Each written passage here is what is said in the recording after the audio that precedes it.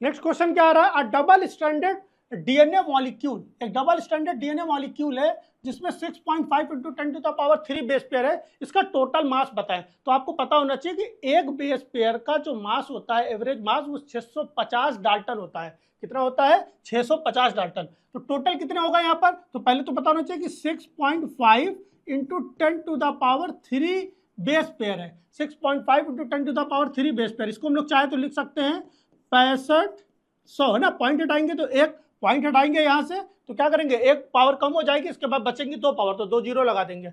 अब बोल रहा है टोटल मास बताओ, तो एक का आपको पता है 650 डाल्टन होता है, तो टोटल का कितना होने वाला है? तो टोटल का होने वाला है 6500 और मल्टीप्लाई कर देंगे किससे? 650 डाल्टन से मल्टीप्लाई करेंगे, तो क्या हो रहा है? 0000 और क्या 00, 5 5 जा 25, कैरी आ रहा है 2, और 5 6 जा 30 और 2 32।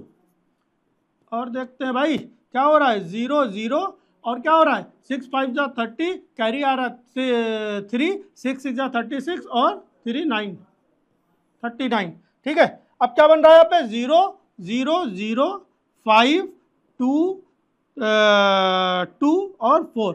भाई ध्यान रखना, इतना डाल्टन आ रहा है आंसर। आंसर क्या आ रहा है? इतना डाल्टन आ रहा है, लेकिन जो यहाँ पर आंसर आ रहा है वो पावर में आ रहा है। अब अगर हमें पावर लगानी, तो यहाँ पे अगर पावर लगा दे, तो कहाँ पे पॉइंट लगाया? यहाँ पे पॉइंट लगाया हमने, ये एक पॉइंट लगा दिया। अच्छा, पॉइंट के कितने स्थान तक के हम लोगों ने कितने स्थान तक के आपके पास नंबर था? तो कितने स्थान तक था? 1 2 3 4 5 6। हम लोग बोल सकते हैं 4.225 इंटू 10⁻⁶, इतना कुछ आंसर आएगा। तो 4.2, देखो 4.2 यहाँ भी आंसर आया, 4.2 यहाँ भी आंसर आया, या तो आया नहीं, इनको हटा दो, और 4.2 यहाँ पर भी आंसर आया। लेकिन यूनिट ध्यान रखना, यहाँ पे लिखा हुआ ग्राम पर मोल और आपका आंसर आ रहा है डाल्टन में, तो क्या आना चाहिए? 4.2 इंटू 10⁻⁶ डाल्टन, आंसर आ रहा है बी।